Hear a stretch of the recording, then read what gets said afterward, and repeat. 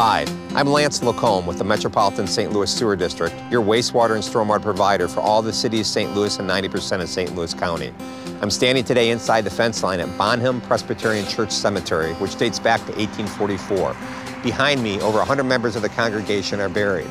Unfortunately, this cemetery today is threatened by erosion from Creve Couer Creek. We have about 125 people that are currently interred here.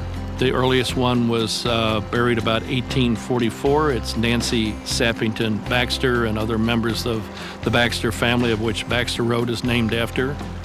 Isaac Woods is buried here. He was the Woods of Woods Mill on Woods Mill Road.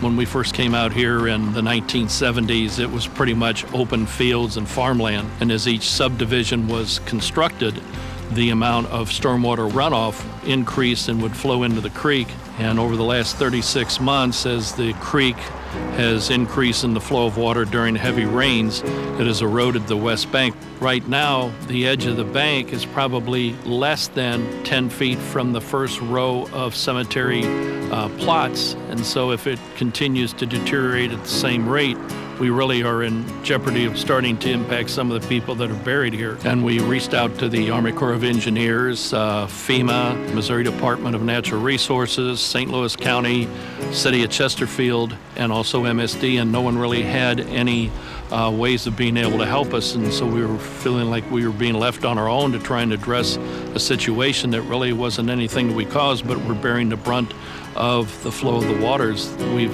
now found ourselves in this situation where we have a challenge to preserving our heritage and a cost-prohibitive approach to be able to do it. But I think that the word community is a key word here because we are a community. We're all together. The issue of how to handle stormwater runoff is an issue that all of us share.